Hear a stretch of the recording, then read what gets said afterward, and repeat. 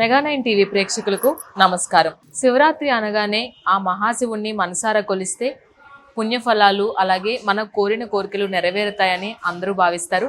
మరి ఈ శివరాత్రి విశిష్టత ఏంటి? శివరాత్రికి ఎలాంటి పూజా కార్యక్రమాలు చేయాలి? ఇవన్నీ కూడా మనతో పాటు మాట్లాడడానికి, మనకి తెలియపరచడానికి పూజారి గౌరీ శంకర్ గారు ఉన్నారు. ఆయన మాటల్లో అన్ని వివరాలు అడిగి తెలుసుకుందాం. నమస్తే సార్. ఓం శ్రీ మాత్రే నమః. నమస్కారం అండి. శంకర్ గారు, ఈ శివరాత్రి అసలు ఈ ఇయర్ పర్టికులర్గా ఎప్పుడు వస్తుంది అని డౌట్లో ఉన్నారు అందరూ. 15వ తారీఖు 16వ తారీఖు అని అసలు ఎప్పుడు శివరాత్రి ఈ సంవత్సరం? ఈ సంవత్సరం 15వ తారీఖు శివరాత్రి అండి. మనకు మాఘమాసం బహుళ పక్షంలో చతుర్దశి కూడుకున్నటువంటి రాత్రి కావాలి మనకు. ఓకే. ఆ రోజు సాయంత్రం 3:30-4 గంటలకు చతుర్దశి ప్రారంభమవుతుంది.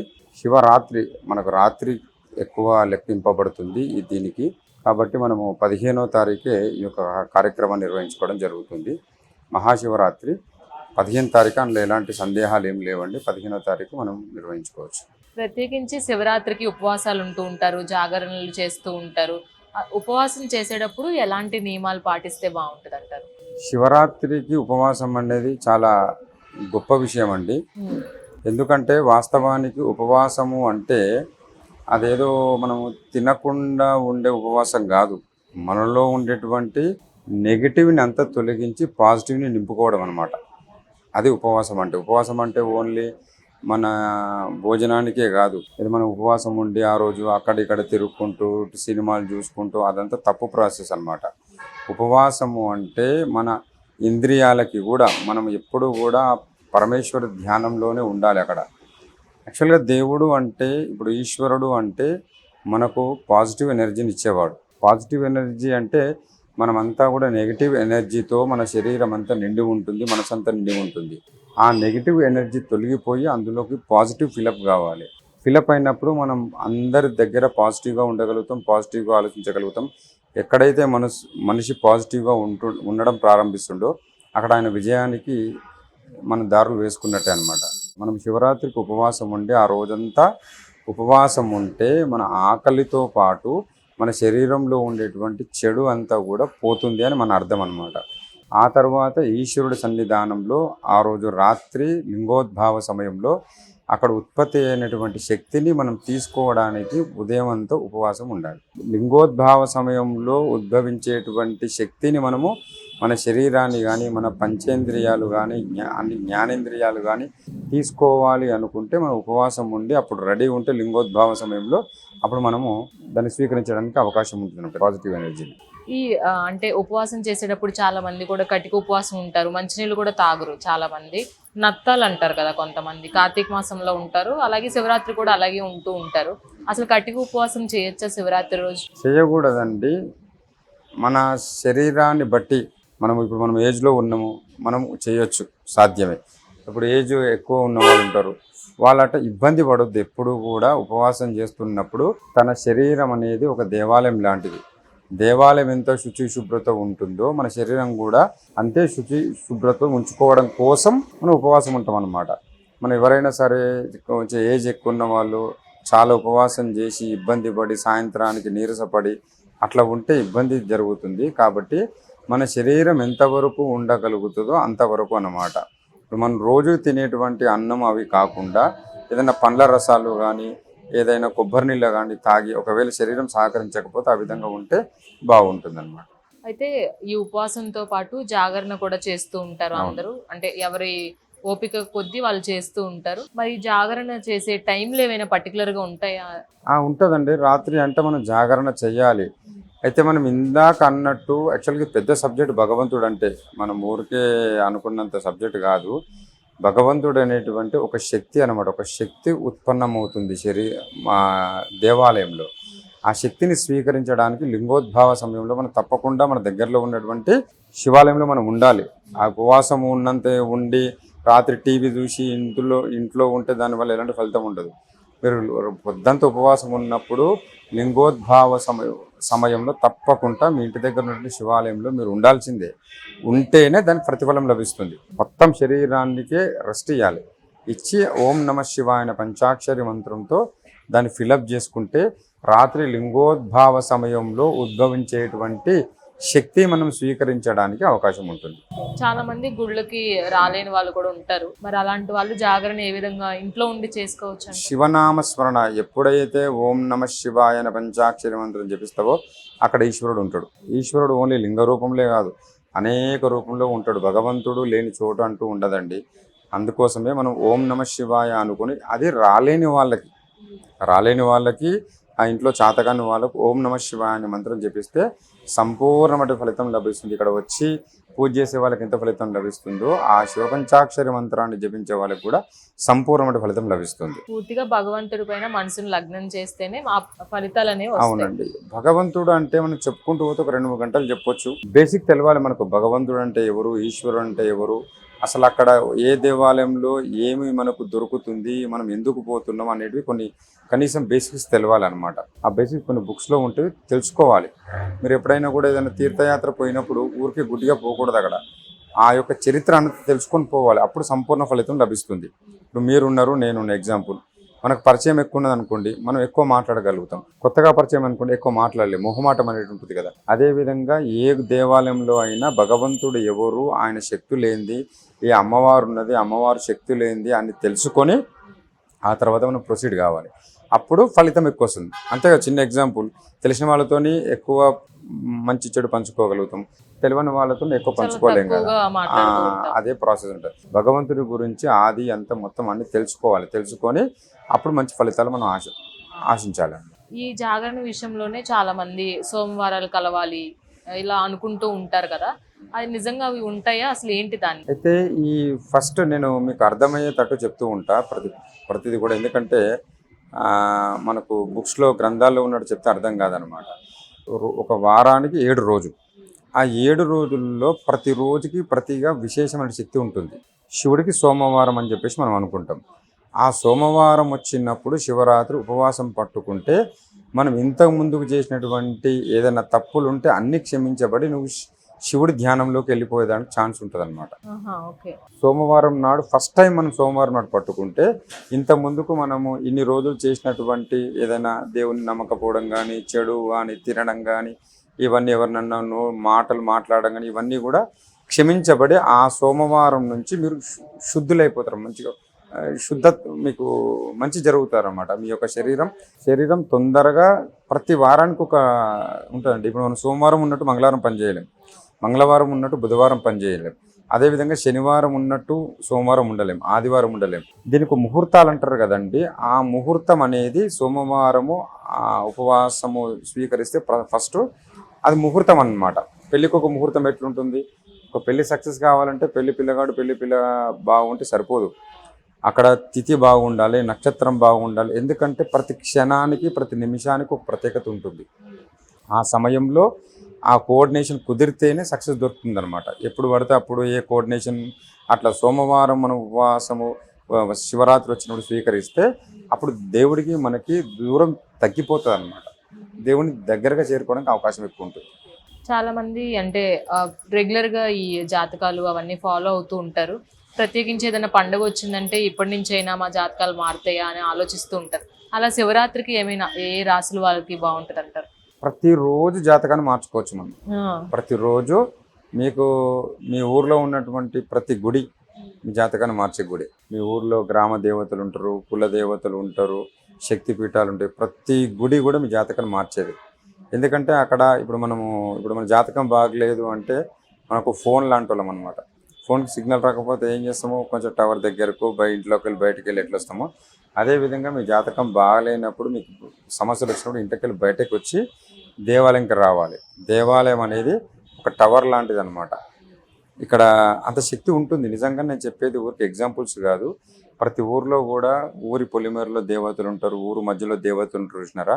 అక్కడ నుండి ఆ ఊరికి శక్తి ఉత్పన్నమవుతుంది. ఆ ఊరు సుభిక్షంగా ఉండడానికి కారణం ఆ గ్రామ దేవతలు, ఆ ఊర్లో ఉండే దేవతలే అన్నమాట. అక్కడ ఏ గుళ్ళో అయితే, ఏ ఊర్లో అయితే అక్కడ దేవాలయాల్లో నిత్యం పూజ జరుగుతుందో ఆ ఊర్లో ఉండే వాళ్ళందరూ కూడా ఆయుర ఆరోగ్యాలతో ఉంటారు. అది మనం చెప్పే ఊరికే దానికి దీనికి ఏం సంబంధం అంటే, మనం చూడండి 90% మన మనసు చెప్పింది మనం చేస్తూ ఉంటాం. ఈ పైన శరీరం అంతా ఊరికేనే ఏదో ఒక తయారవుతాం అంతవరకే. కానీ మనసు చెప్పింది మనం వింటూ ఉంటుంటాం. ఆ మనసు మనకు కనపడుతుందా? కనపడదు. ఆ మనసు ఎవరి ఆధీనంలో ఉంటుంది? ఆత్మ ఆధీనంలో ఉంటుంది.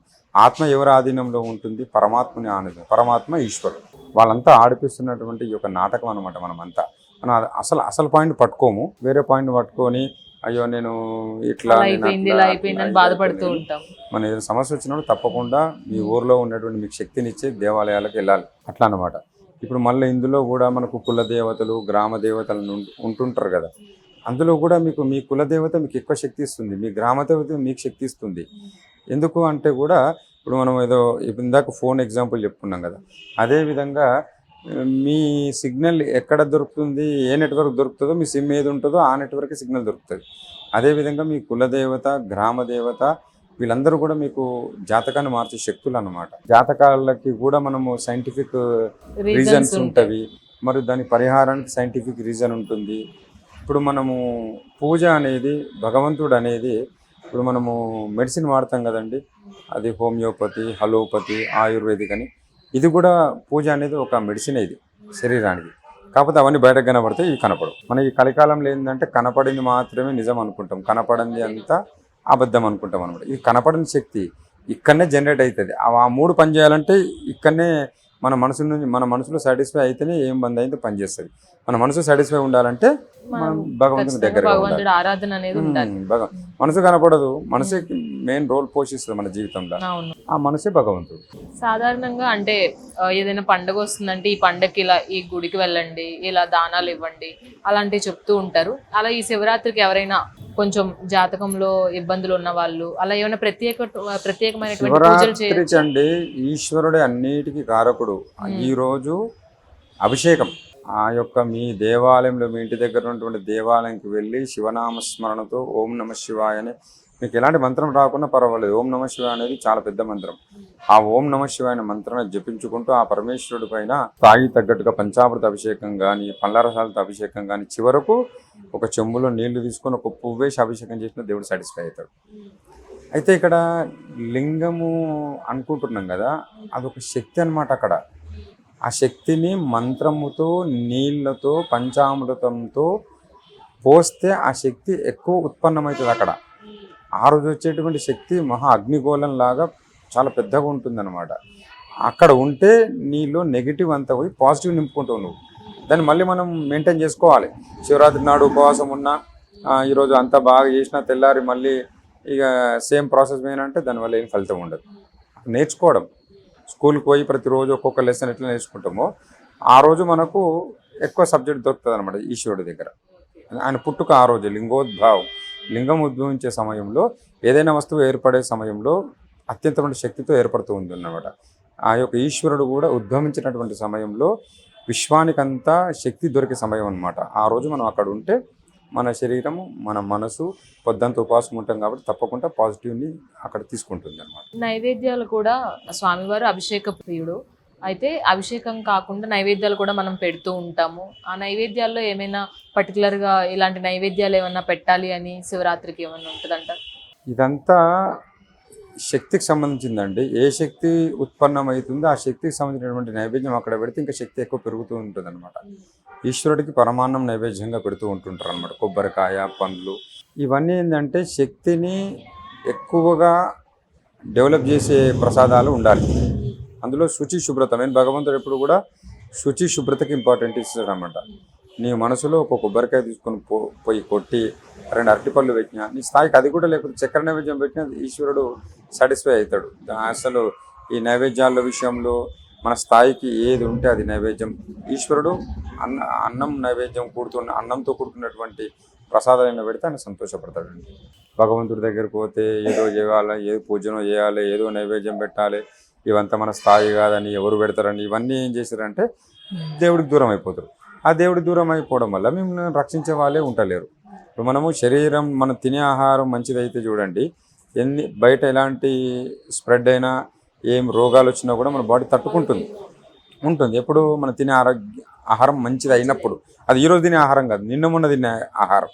అదేవిధంగా మన శరీరం కూడా మంచిగా ఉండి అన్ని బాధలు తట్టుకోవాలి. ఆ బాధలను తట్టుకొని మనం విజయం చేకూరాలి, సంతోషం రావాలి అంటే మనకు దేవుడు అనేవాడు తోడు ఉండాలి. తోడున్నప్పుడు మాత్రమే మనకు అన్ని సమస్యలు సాల్వ్ అవుతాయి. కష్టపడతాం, అందరం కష్టపడుతూ ఉంటాం. కొంతమందికి సక్సెస్ దొరుకుతుంది, కొంతమంది సక్సెస్ దొరకదు. కాకపోతే భగవంతుడు ప్రతి ఒక్కరికి కూడా కేవలం భగవంతుడి దగ్గర ఏంటంటే పాజిటివ్ ఇచ్చే శక్తి ఉంటుంది. కేవలం విజయాన్ని మాత్రమే ఇవ్వగలుగుతాడు, అపజయాన్ని దేవుడు ఇవ్వలేడు. అపజయాన్ని ఇవ్వలేదంటే మనలో లోపం అని మనం అనుకోవచ్చు. చాలా మంది అన్ని రెడీ చేసుకుంటారు పూజలకి, ఆ రోజు పూజా కార్యక్రమాలకి అన్ని రెడీ చేసుకుంటారు, ఉపవాసం ఉంటారు, డే అంతా. జాగరణ వచ్చే టైంకి ఉండలేకపోవచ్చు కొంతమంది ఆడవారు. సో అలాంటప్పుడు అంటే వాళ్ళు అక్కడితో ఆపేయొచ్చా, లేదంటే జాగరణ అవన్నీ నెక్స్ట్ మళ్ళీ ఉపవాసం కంటిన్యూ చేసుకొని చేయొచ్చా? ఏదైనా కొంచెం కొబ్బరి నీళ్ళు కానీ, ఈ ఖర్జూర పండు కానీ, పండ్లు కానీ తిని మళ్ళీ కంటిన్యూ చేసుకోవచ్చు అండి. చేతగాని వాళ్ళు ఉంటే అక్కడికి ఆపేసి ఈశ్వరుడికి దండం పెట్టుకుంటే, ఈశ్వరుడు నేను చెప్తున్నా కదా, ఎప్పుడు ఆయన పాజిటివే ఇస్తాడు, విజయాన్ని ఇస్తాడు. అయ్యో నా కోసం నువ్వు ఇంత ఉండి ఇప్పుడు అన్నం తింటున్నావు అని కోపాడు మనకు. మనం కేవలం రాకుండా అప్పుడు ఆడవారు ఉంటారు కదా. అవునండి. ఆ టైంలో ఉండొచ్చా జాగరణ? ఉండకూడదు. కొంతమంది శరీరాలు సహకరిస్తే అది కూడా దేవుడు పేరు మీద ఉంటే మహాపాపం. అట్లా దేవుడు ఏం చెప్తుండే ప్రతి పాయింట్, నా కోసం మీరు ఇబ్బంది పడకండి అని చెప్తున్నాడు. ఆయన కేవలం సంతోషాన్ని ఎన్నుకున్నాడు. మీరు ఆ సమయంలో మీకు ఎన్నో శరీరంలో మార్పులు వస్తుంటే మనసు బాగుండదు, శరీరం సహకరించదు. అలాంటప్పుడు మీరు ఉపవాసం ఉండి ఈశ్వరుడి పేరు మీద ఉంటే ఈశ్వరుని పేరు బదనాం చేసిన వాళ్ళు అయిపోతారండి. అంతే కదండి. చాలా మంది ఇప్పుడు అంటే ముట్టైన వారు కూడా టెంపుల్కి వచ్చేయచ్చు, ఆలయంకి వచ్చేయచ్చు, దర్శనాలు చేసుకోవచ్చు అని కొంచెం ఫేక్ పబ్లిసిటీ చేస్తున్నారు. మరి ఇలాంటి విషయాలు ఎలా జాగ్రత్త? ఏంటంటే మీ శరీరం అంతా ఫుల్గా మీ కంట్రోల్లో ఉన్నట్లయితే, ఎందుకంటే అది ఉండదు, అది సహజ లక్షణం. మీకు ఎట్లా ఇప్పుడు మంత్లీ ఇబ్బంది రావడం సహజ లక్షణము, అది వచ్చినప్పుడు మీ మనసు మీకు తృప్తిగా ఉండదు అనేది సహజం. ఎందుకంటే మీరు ఎంత యోగా చేసినా ఎంత చేసినా మీకు అనేక మార్పులు వస్తుంటవి, మీకు తలనొప్పులు ఇవన్నీ శరీరం సహకరించకపోవడం జరుగుతూ ఉంటుంది. అలాంటప్పుడు భగవంతుడు నా దగ్గర రావద్దు, నేను మీ దగ్గర ఉంటా అని చెప్తాడు. మీరేం నా దగ్గరకు వచ్చి పెట్టుకోవాల్సిన అవసరం లేదు, నేనే మీకు తోడుగా ఉంటా ఉపశమనం గురించి అని చెప్తాడు అన్నమాట. చాలా వరకు కూడా అందరూ ఎలా ఆలోచిస్తున్నారంటే గుడికే వెళ్ళాలా, ఇంట్లో ఉండి మేము చేసుకుంటాము, ఈ కొన్ని పూజాది కార్యక్రమాలు అలా చేస్తే మంచిది, అంతమందిని పిలిచి భోజనాలు పెడితే మంచిది అని చాలా మంది అనుకుంటున్నారు కదా. ఇలా శివరాత్రికి కూడా ఎవరినైనా అంటే ఇంటి వరకు తీసుకుని వచ్చి అలా దానం కానీ భోజనాలు కానీ పెట్టుకోవచ్చా? ఈ కాన్సెప్ట్ కాదు. శివరాత్రికి ఎవరింట్లో వాళ్ళే ఉండి ఉపవాసం ఉండి ఎంత తక్కువ జనాలతో మాట్లాడాలండి. ఇప్పుడు మనం పిలిచిన వాళ్ళకి మర్యాద చేయాలి, భోజనాలు పెట్టాలి. ఆ ఈశ్వరుడి పైన మీరు మనసు లగ్నం చేయలేరు కదా. మళ్ళీ అప్పుడు మీ యొక్క ఉపవాసం అనేది అంతా డిస్టర్బెన్స్ అయిపోతుంది. ఓన్లీ మీ ఇంట్లో మీరు ఉండండి. ఇదేమో ఆడపిల్లని పిలిచి మర్యాద చేసిన పండగ కాదు. కేవలం మన బాడీని లింగోద్భావ సమయంలో అక్కడ ఉత్పన్నమైనటువంటి శక్తిని స్వీకరించడం కోసం మన బాడీని రెడీ చేయాలి. ఇందులో ఎవరిని పిలిచి భోజనాలు పెట్టడము అదంతా ఏం అవసరం లేదు. నెక్స్ట్ రోజు మనం ఏదైనా చేసుకోవచ్చు మన కోరికలని. మన శరీరం ఏంటండి, అంతా కూడా రక్త మాంసాలతో నిండి ఉన్నది, నీళ్లు ఇవన్నీ అక్కడ అన్నీ దొరుకుతాయి. మన శరీరానికి ప్రతి అణువుకి ఎంత శక్తి సరిపోతుందో లింగోద్భావ సమయంలో అంత శక్తి మనకు శివాలయం దొరుకుతుంది. చేతగాని వాళ్ళు అక్కడ పోవద్దు. బట్ అక్కడ ఎవరైనా తీర్థం తీసుకొస్తే అది ఇంట్లో మనం తాగడం, లింగోద్భవ సమయంలో తీర్థం పెడుతుర్రు కదా, అది తాగడం చేసుకుంటే బాగుంటుంది. ఆ తీర్థం కూడా ఈశ్వరుని తాకి వస్తుంది. అంటే ఆయన శరీరంలో ఉండే ప్రతి అణువుని తాకి వస్తాయి ఆ నీళ్లు తాగితే సరిపోతుంది. చివరిగా మెగా9 టీవీ ప్రేక్షకులకి శివరాత్రి సందర్భంగా మీ తరపు నుంచి ఆశీర్వాదాలు. తప్పకుండా అండి. మెగా9 ప్రేక్షకులకి చూడండి, శివరాత్రి అంత ఆషామాషి శివరాత్రిగా తీసుకోకండి. చాలా మంచి అద్భుతమైనటువంటి రోజు. మన శరీరంలో అణువు శుద్ధి చేసుకోవాల్సిన రోజు. ఆకలితో మనం ఉపవాసం ఉండి శరీరాన్ని శుద్ధి చేయండి. చిన్న దేవాలయం కాదు, పెద్ద దేవాలయం కాదు, మీ చుట్టుపక్కల దేవాలయాలు అన్నీ చూసుకొని ఎక్కడ మంచిగా మీకు కంఫర్ట్ ఉంటే అక్కడ పోయి ఆ లింగోద్భవ సమయంలో ఆ లింగము ఏర్పడే సమయంలో ప్రకృతి కూడా చాలా మంచి పాజిటివ్గా ఉంటుంది. ఆ రోజు లింగోద్భవ సమయంలో ఈశ్వరుడి దగ్గరికి వెళ్ళండి. మీ యొక్క ఎలాంటి దోషాలు ఉన్నా కూడా అన్నీ తొలగించబడి ఆ పరమేశ్వరుడు మిమ్మల్ని మళ్ళీ వచ్చే సంవత్సరం వరకు కూడా మేము తప్పకుండా మంచిగా చూస్తాడు. అయితే ఈ లింగోద్భవ సమయంలో ఉద్భవించినటువంటి శక్తి మీలో నిలకడగా ఉండాలి అంటే మీరు ప్రతి సోమవారం శివాలయం పోవాలి. ఇంకా శక్తి మీకు అట్లనే కంటిన్యూగా బాగా ఉండాలంటే ప్రతిరోజు మీ ఇంటి దగ్గర ఏ దేవాలయం కూడా ఆ దేవాలయం పోయి ఒక 5 ప్రదక్షిణ చేసుకోండి. ఆ ఎనర్జీ అంతా మెయింటెనెన్స్ అవుతుంది అనమాట. మీరు ఒకరోజు ఉండి తెల్లారి మళ్ళీ దూరం అయిపోయారు అనుకోండి, ఉండదు. అందుకోసమే ఎవరైనా పంతులు కూడా మీ స్థాయికి తగ్గట్టు మీరు 21 రోజు దేవాలయానికి తిరగండి, 41 రోజు తిరగండి అని చెప్తే మీ సమస్యను బట్టి ఆయన క్యాలిక్యులేట్ చేసి చెప్తున్నాడు డాక్టర్ లాగా. ఓకే. అయితే లింగోద్భాసంలో ఉద్భవించినటువంటి శక్తిని స్వీకరించి మీకు వీలు ఉన్నప్పుడు కానీ సోమవారం కానీ ప్రతిరోజు కానీ దేవాలయానికి పోతే ఆ శక్తి అట్నే మీకు మెయింటెనెన్స్ అవుతుంది, మీరు అఖండ విజయం ప్రసాదించడం జరుగుతుంది. ధన్యవాదాలు గురువు గారు, చాలా మంచి విషయాలు మాకు పంచుకున్నారు. ఇంకా మరిన్ని విషయాలతో మళ్ళీ కలుద్దాం. తప్పకుండా. ఓం శ్రీనాథ్. చూశారు కదా శివరాత్రి విశిష్టత, ఎటువంటి పూజలు చేయాలి, ఉపవాసం ఎలా చేయాలి, జాగరణ ఏ సమయంలో చేయాలి, ఇవన్నీ కూడా తెలుసుకున్నాం కదా. ఈ వీడియో మీకు నచ్చిందని అనుకుంటున్నాను. ఖచ్చితంగా ఆ మహాశివుణ్ణి పంచాక్షరి మంత్రంతో ఆ రోజు శివుణ్ణి కొలిచినట్లయితే మీ కోరిన కోరికలు నెరవేరుతాయి. ఆ పాజిటివ్ వైబ్స్ కూడా మీకు ఉంటాయని మన గురువు గారు గౌరీశంకర్ గారు చెప్తున్నారు. ప్రత్యేకించి లింగోద్భావం జరిగేటప్పుడు ఆ కాన్సన్ట్రేషన్తో ఆ శివుణ్ణి అయితే మనసారా కొలిస్తే మీకు చాలా మంచి జరుగుతుంది అని శంకర్ గారు చెప్తున్నారు. ఈ వీడియో మీకు నచ్చిందని అనుకుంటున్నాను. ఇంకా మరిన్ని వీడియోల కోసం కీప్ వాచింగ్ మెగా 9 టీవీ. ఇంకా మరిన్ని విషయాలు ముందు తెలుసుకుందాం. అంతవరకు సెలవు.